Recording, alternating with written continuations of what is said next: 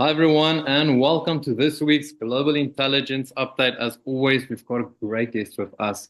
Joining us this week is Caroline Mohr from Sweden. And if you guys don't know who she is, let me give you guys a quick introduction. She is a global keynote speaker, coach, and former golf professional. Her story of surviving a natural disaster, cancer, losing her leg, and making an incredible comeback is a great example of our potential to grow through challenges. Caroline has been featured in Forbes, the Times, and ESPN, and has spoken to over 100 businesses in 15 countries. She inspires you to grow through challenges by sharing unique strategies of building a strong mental muscle, becoming resilient, and tapping into your inner strength. Welcome, Caroline. And I think it was such a Thank humble you. introduction. Is there anything that I missed or you'd like to add on? I can add something, even though it actually doesn't not yet still apply for the international market. I'm giving out my book in exactly 2 weeks, but Oh, it is in Swedish in Sweden. Woo! It's a congratulations. Yeah, thank you. It's actually been a dream since many, many, many years. And I've spoken to Antonio, which we see here in the room today, a lot about it. And I mean, he's a great role model, written so many books. So I finally got it together and wrote a book, and it's coming in 2 weeks. But so far, only in Swedish, but I'm having plans that it's going to come in English too. Oh, that's great news. And you are so right. Antonio is such an expert in that field. And I think let's jump into the session. For those that are joining us offline, online, the topic we're talking about today is igniting and resilient blueberry intelligence. So, Caroline, tell me, why a blueberry? Yes, so this is very interesting. It has actually a little bit of a background story, which I would love to talk about first. And I'm from Sweden, right? I'm from a small little, not even a city, but a little village outside of a big city called Karlstad. And I remember putting on my way too big rubber boots to head out to the lush garden and meet my mother when I was about like 5 years old. And she was already kneeling down on the floor and she was picking these blueberries. And she stuck her tongue out in excitement, and I could see that it was so blue, like almost like the color of a polar bear's tongue. And I kneeled down next to her and I started picking these blueberries, and I loved them from the start. The sweet and sour taste just exploded in my mouth, and I was directly flashed by their flavor. But what I didn't know then was that this blueberry actually has a huge intelligence within the area of being resilient. And the fact is that a blueberry plant can withstand all types of changes. There can come a fire, a forest fire, there can be a flooding, and the blueberry plant will be among one of the first plants to come back. And not only come back, but it will actually grow back stronger. So each berry will come back with a higher level of nutrients within the berry. That's why, for example, if you go out in the forest, if you have blueberries and you pick them and you put them in your freezer, they will actually have a higher level of nutrients after you put them in the freezer because they have been exposed to some kind of change and challenge. So a lot of people say, I don't have fresh blueberries in my garden or forest around my house. And that's okay. You can buy the frozen wild blueberries because they are so resilient. And that has become, I mean, this was a very like early childhood memory from me and experience, but this has become my ultimate vision for how I work today as a speaker and a coach, and what I would like to pay it forward to the clients and the organizations that I work with is that I want them to feel like the blueberry. I want them to feel like I have the tools and everything what it takes to rise above the challenges, to come back and to be resilient. So, why a blueberry on your question is that I have created a 4-step methodology around the blueberry, which I call the blueberry mind methodology. And mind is, I mean, 4 steps, where M is the master mindset. Because when you are faced with some kind of challenge or change, ultimately, A lot of people react to changes with the resistance. Like we don't really want the change, maybe. Maybe it's not something we wished.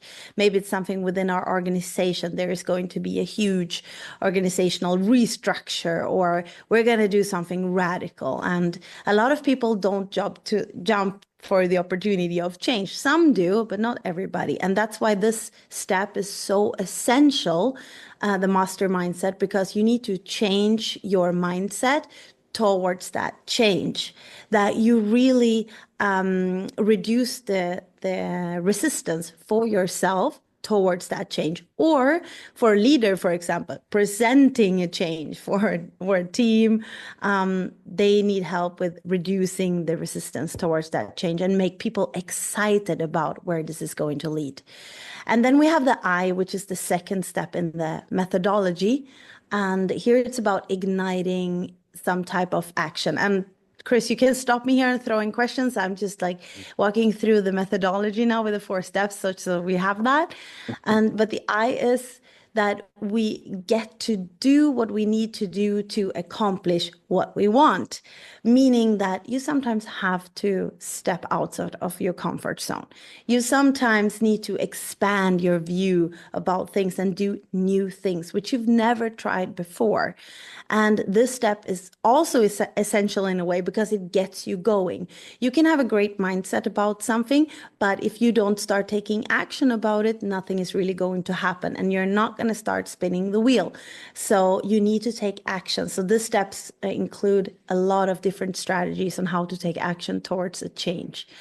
And then we have the new natural, because I think probably mostly all of you have experienced that you've changed your opinion about something towards something more positive, where you first were a little bit more resistant or negative.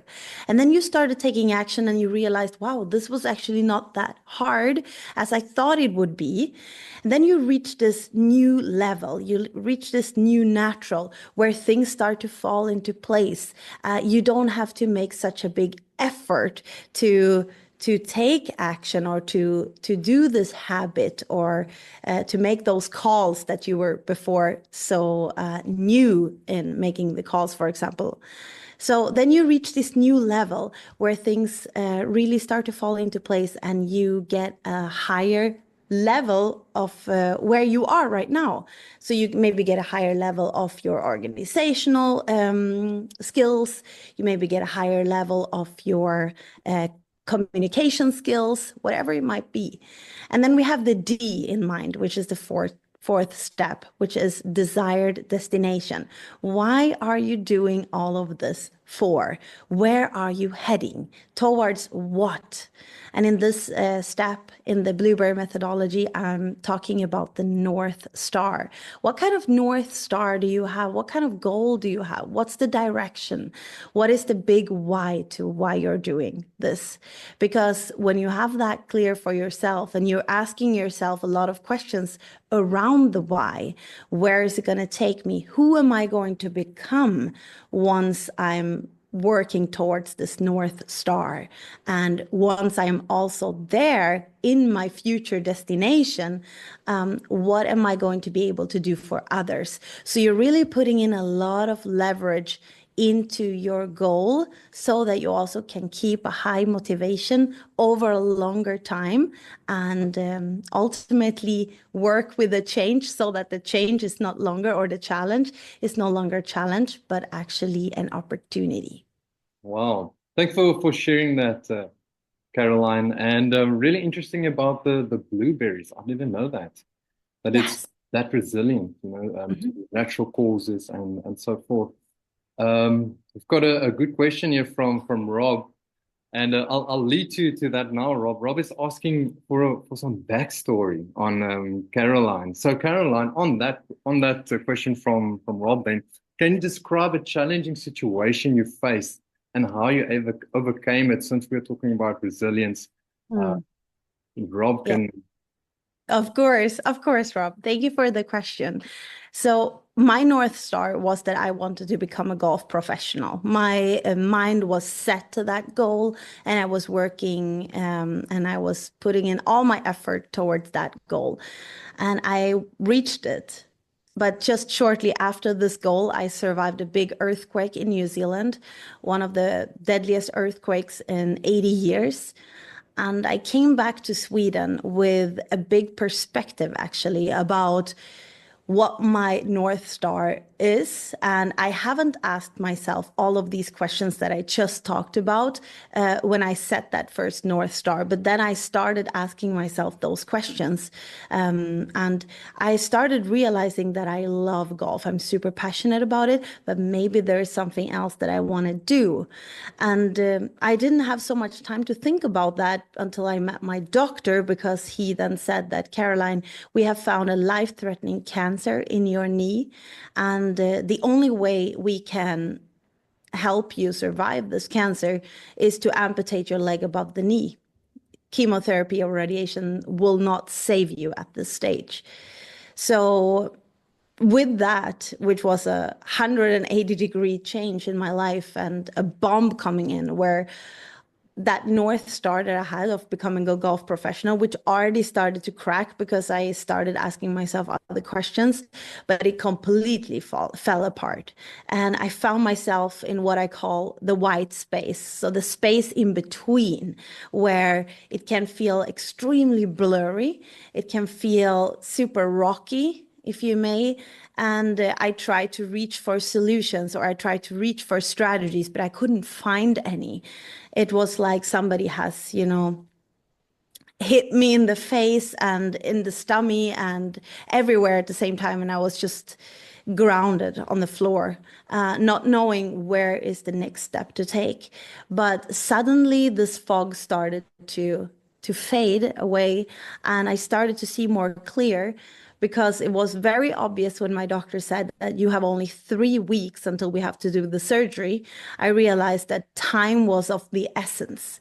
And if I use all of these strategies, the mindset strategies that I have learned from golf, visualization, and powerful questions, focus strategies, if I use all of that and I apply that to this big challenge in my life right now, maybe I can set a goal that I will lie on the surgery bed feeling complete, full of trust. I feel ready, and I feel excited for this new life. What if this is possible? And I started playing in my head about this option, which was, right now I'm talking about the mindset area, right? I'm starting to form what feels impossible to something possible. I'm starting to see if there is any type of gift with this situation. And there is something that I speak about in my speeches where I have all over the world, and that is the golden question. And the golden question is super powerful in order to remake a challenge into a possibility. So what if this is happening for you and not to you? What is the gift? And you can imagine, Rob, and everybody's listening to this, that I did not have any answers to that question. It was completely blank in my head. But I continued to ask myself this question, and suddenly I realized that, hey, I never have to pay full price again for foot care, or I never have to sort socks after washing, or I can get a shoe buddy who has the other leg amputated and wears the same shoe size as me. And there started to plop up all of these possibilities that I did not even have access to with 2 legs. And that sort of started to make me very curious and also courageous in order to start igniting some initiative. So I started preparing myself for this huge and big surgery, which was going to change my life completely. And I set a goal that 2.5 months after my surgery, I'm going to play Sweden's biggest team tournament on one of Sweden's toughest golf courses in the south of Sweden. And I have no idea if I can play this tournament with one leg. I don't know if I can play it with a prosthetic, if I have time to get one. I don't know if I can play it with a machine that lifts you up. I basically had no answers. But this is, in my experience, the secret in not getting stuck is asking yourself, okay, how am I going to do this? Because I guess that all of you have a lot of experience with having a big dream, and then the how comes too soon, and we don't have answers for the how yet. We have this passion, we have this motivation for that goal, and what if you stay more curious and open in exploring what is the how? How can the how look like? Instead of logically and thinking that we have to have all the answers towards our goal directly. That would have made me stop at that moment. But I did not ask myself the question how. I just let that be. And I said to myself, I'm going to explore this. I'm going to start doing things, and I'm going to ignite initiative so that I realize what works and what doesn't work. That is going to be my way forward. And that was, to me, the success in making that comeback 2.5 months after my amputation, playing in that tournament together with my sister on one leg. And we won that tournament. She and I, we played the best golf I have ever played. And we beat all of the professionals in Sweden, which was to me just a receipt of that, not getting stuck in the how, but just exploring, having a focus on your North Star, and yeah, continue working towards that, and having the support system around you that pushes you towards those possibilities, like people helping you to steer your focus. Because of course I was not a machine who was just, indulging all of the focus things myself, all of the focus strategies myself, but I was actually getting help a lot from my team, consisting of friends, family, coaches, mentor. I had an amazing mentor who is a great friend of mine today, who is called Lasse Gustafsson. He's a fireman from Sweden.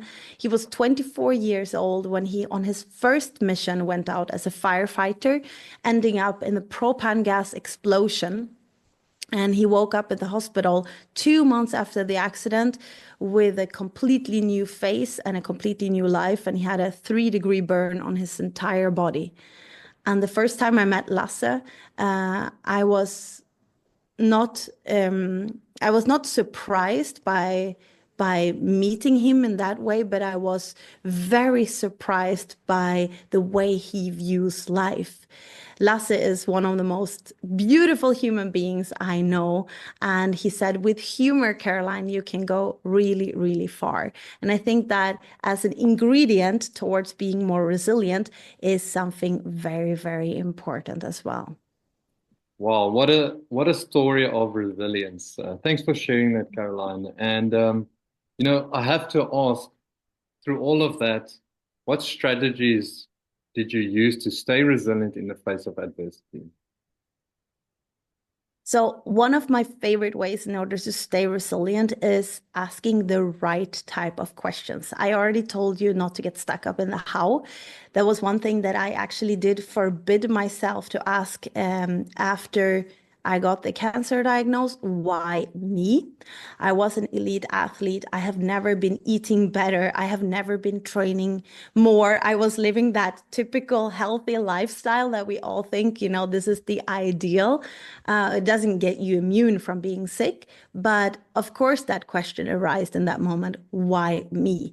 This is something that I read about in the newspaper. I may, after reading the story, turn the page and think this is never going to happen to me. But it did.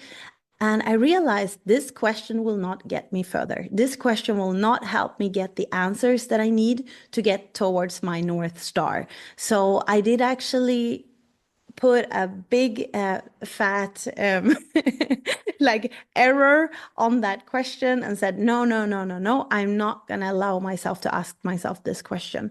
So questions that will bring you forward is one way to be resilient in change. And for me, that was the golden question, for example. When this is happening for me, this situation right now, and not to me, what is the gift? Does it allow me to step outside of my comfort zone? Does it allow me to learn something new?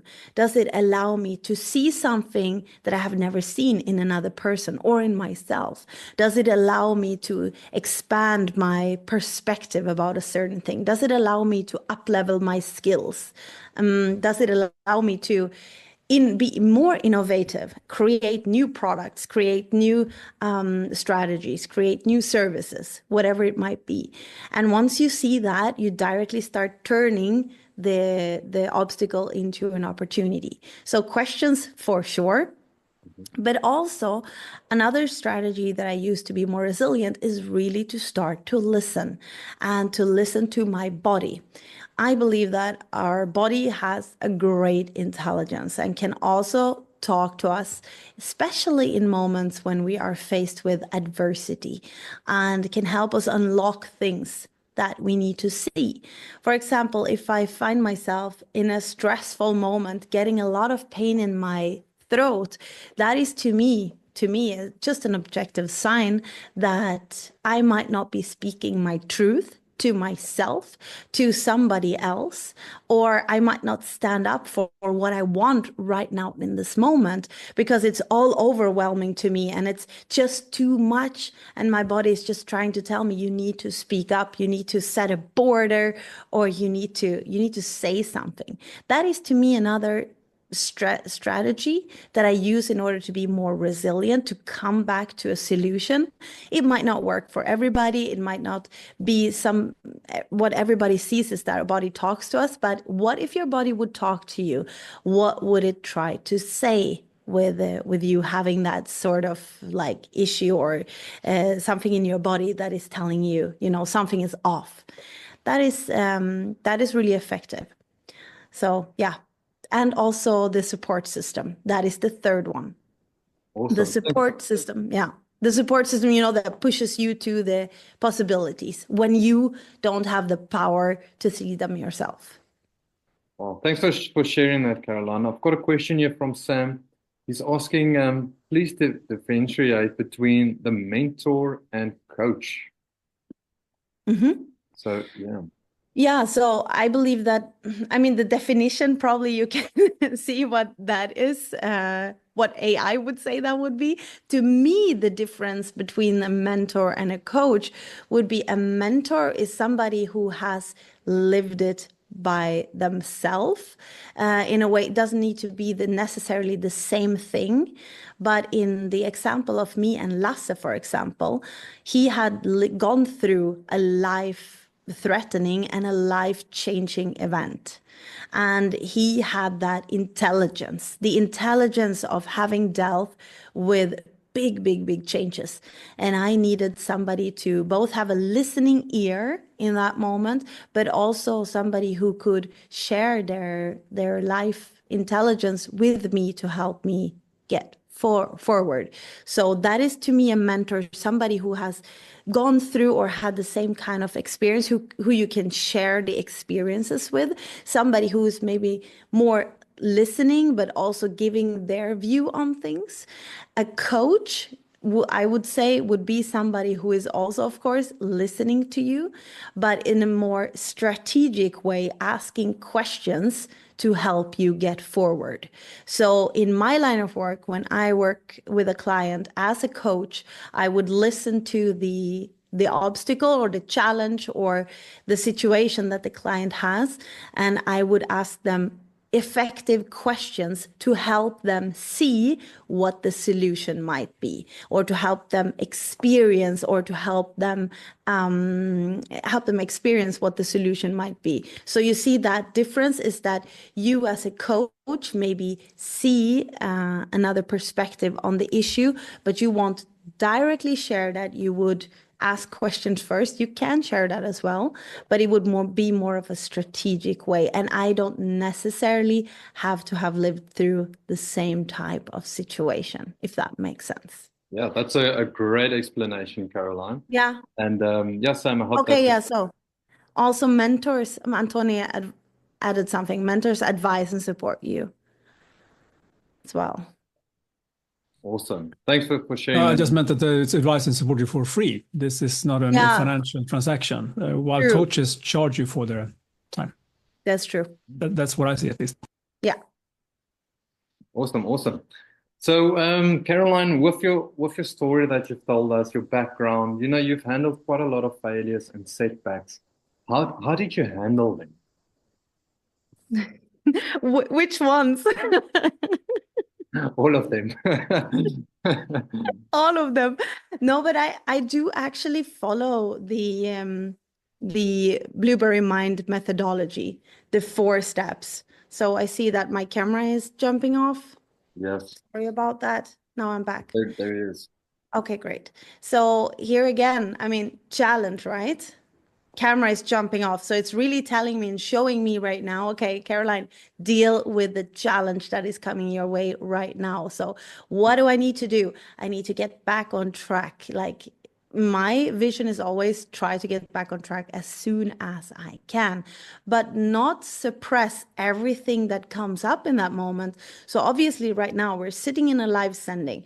I have my camera on and it jumps off. So you were really fast, Chris, to just take me away a little bit for a moment. But of course, a level of stress arises in me when I'm met with a challenge like that.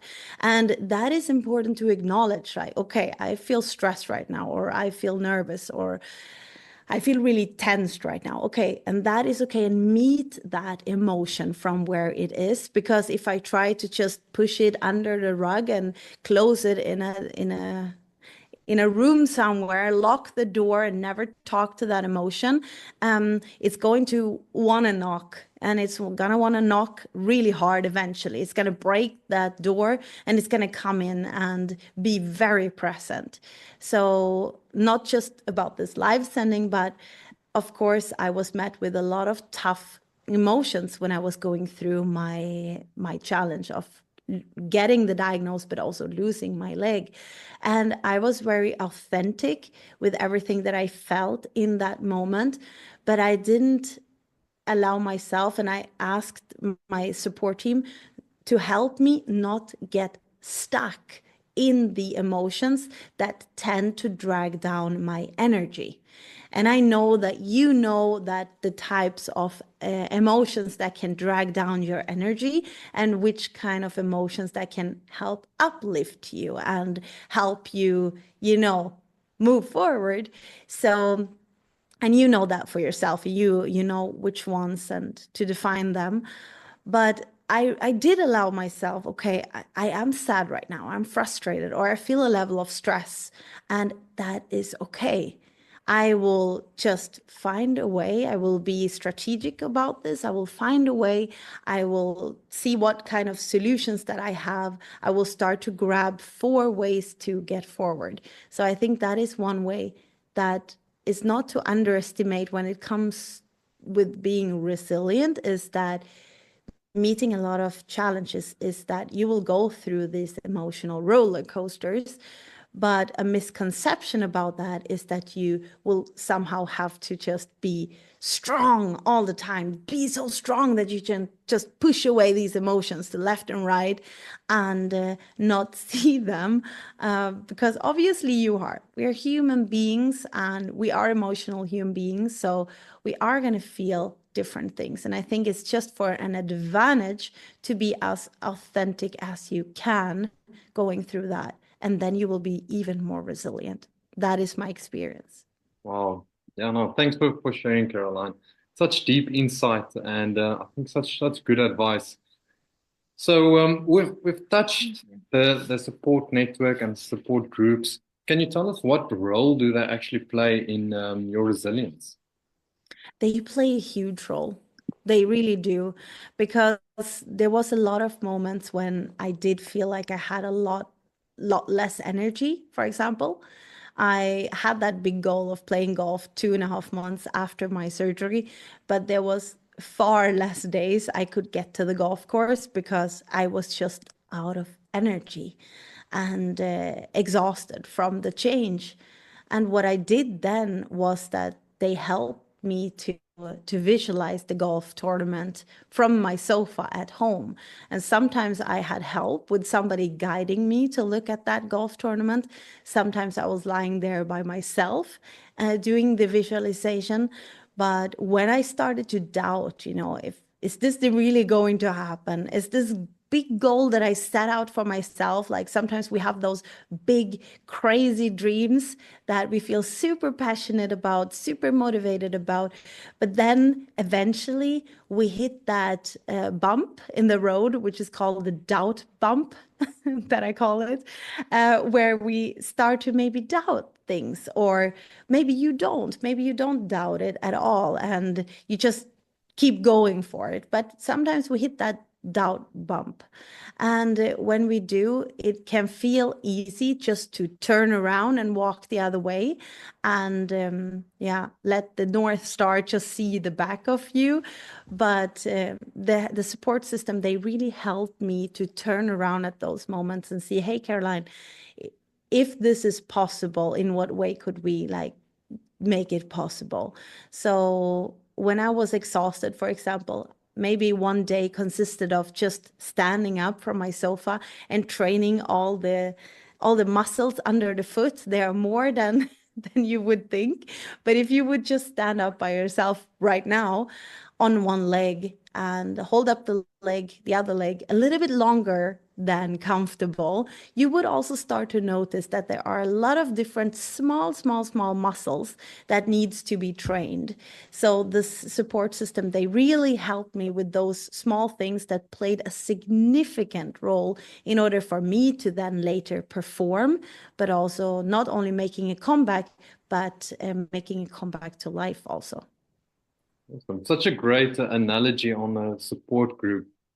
And I have to ask this question as well. What are some of the common misconceptions about resilience? No, but that is, for example, that what I talked about, that, you have to be like super duper strong all the time, strong in a sense of not feeling the emotions that are present, for example. And like pushing away those things is like one great misconception, is that then you are not resilient.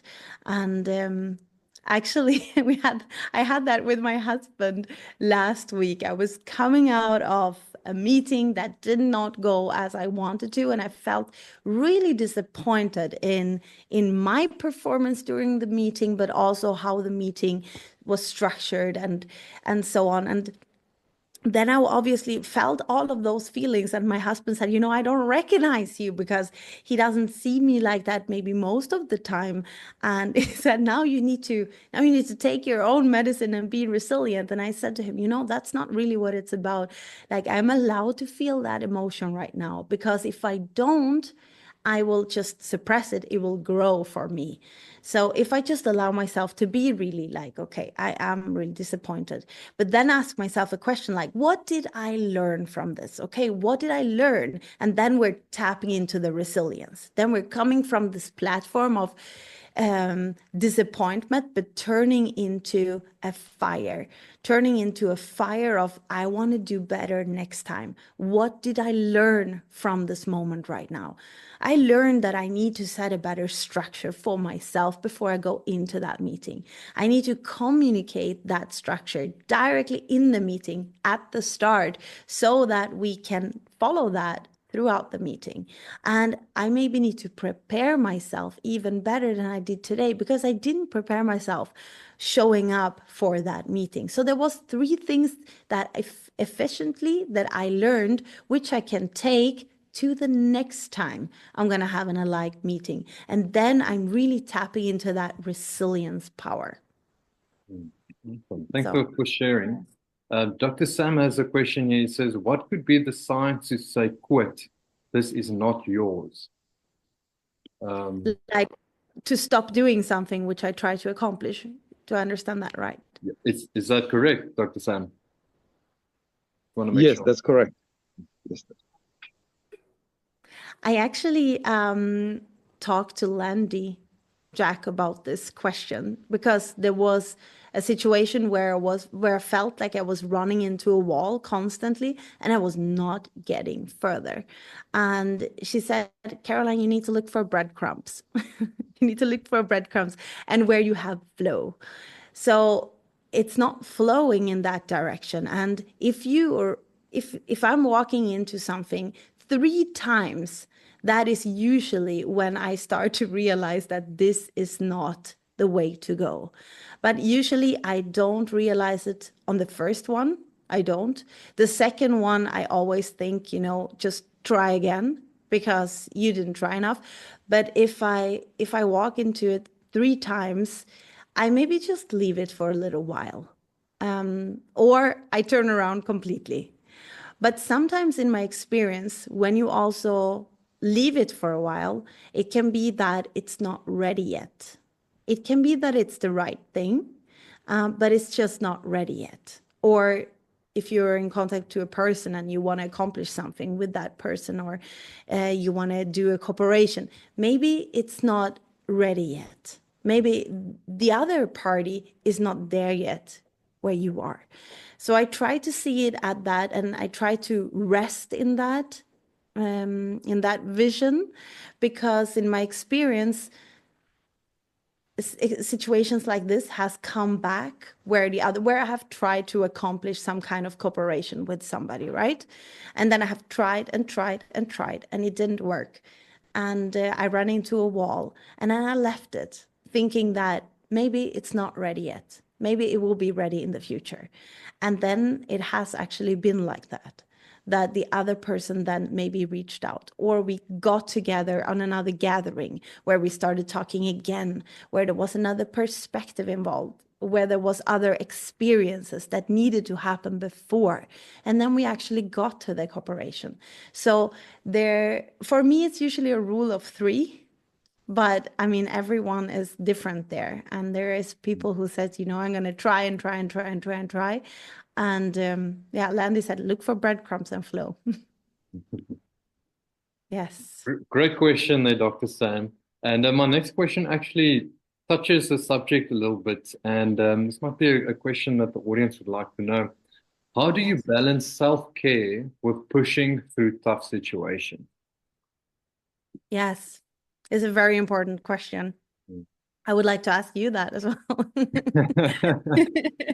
No, I think that this is something that I struggle with, because self-care, I'm a mommy of 2, and they are small kids. So at this stage of life, like right now, answering that question, it did look different a couple of years ago.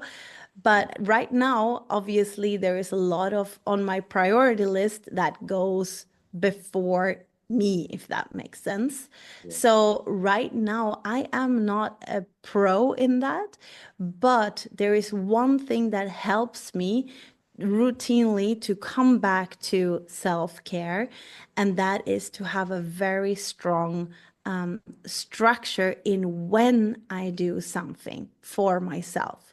Like, this is my non-negotiable time where this is for me. And when I have that planned in my calendar, then it is much, much easier for me to look after myself, whether it's heading to the gym, whether it's going for a nice massage, whether it's just taking care of my mental, like how is my mental health right now? What do I think about things? Am I authentic with my emotions? Like all of those things that come up, and reflect on that, have a reflection time with my journal or something. But it needs to happen in my calendar. Otherwise, it is not there. And that is something that I have a 7-month-old and a 3-month-old. And when you get a baby, you get very thrown off with your routines. And that's what happened to me. So I'm actually coming back to those strong routines where it is in my calendar now. And I'm looking forward to get that more balanced. But I would love to also open, if you have any strategies, tips in the chat. What is your experience when it comes to taking care of yourself when you are going through tough moments or busy moments in time. Let's see if people want to share what helps them do that, because I want to know as well right now. Yeah. Anthony says, look for breadcrumbs. Love it. So guys, I've got one more question left. If you have anything for Caroline, please drop it in the chat, or after I've asked this one, you're more than welcome to unmute yourself and then you can ask yourself. But for my last question, Caroline, I want to ask, what advice would you give to someone struggling to build their resistance? Okay. Someone who struggles with their resilience. Yes. Okay. So I would do those 3 things that I talked about earlier today, is that listen to your body. Like, is your body trying to tell you something? Does that make sense for you? Maybe it does, maybe it doesn't. That is one thing. Have compassion for yourself. When you have compassion for yourself in being resilient, it is much easier to let go of the resistance. Because if you push and you push and you push towards something, but it doesn't feel good towards yourself, you're not gonna reach there. So have compassion for yourself. It is okay. Take that time that you need. And also, don't ask, why me? Or why is this happening to me? Why right now? If that question doesn't help you move forward. Yeah. Great answer. So did there come some things on the self-care? yes, we've got a few.